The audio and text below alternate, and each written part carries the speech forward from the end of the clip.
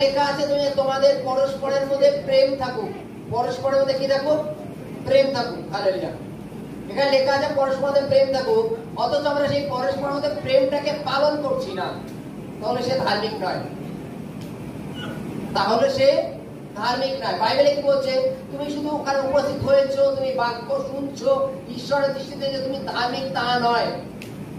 শুধু শুনলে ধার্মিক হওয়া যায় না, ওটাকে পালন করতে হয়। হালেলুয়া। বাক্যটাকে কি করতে হয়? পালন করতে হয়। পালন কি?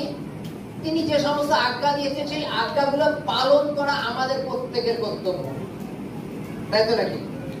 তিনি আজ্ঞার মধ্যে দিয়েছেন নরহত্যা করিও না, ব্যভিচার করিও না, মিথ্যা সাক্ষ্য দিও না, পাড়া প্রতিবেশীকে আপনার মতো প্রেম করিও, এরকম বিভিন্ন আজ্ঞা দিয়েছেন তিনি।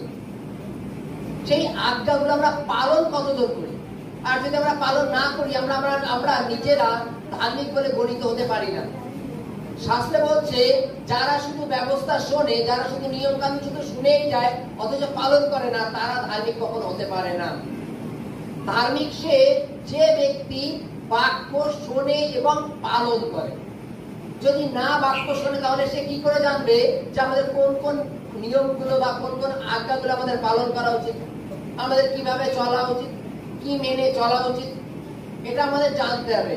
যখন আমরা বাইবেলের বাক্য শুনবো এবং তদনুসারে আমরা যেন কর্ম করি, তাহলে আমরা ঈশ্বরের দৃষ্টিতে ধার্মিক। আর যদি আমরা কর্ম না করি, তাহলে আমরা ঈশ্বরের দৃষ্টিতে ধার্মিক নই। আমরা শুধু শ্রোতার স্থান পূর্ণ করি, শুধু শুনতে হবে। চলো ওখানে অনেক বড় মিটিং মতো আছে, এই আছে ও আছে, চলো শুনতে হবে। পালন আমরা করবো না। পালন কতক্ষণ করবো? যতক্ষণ আমরা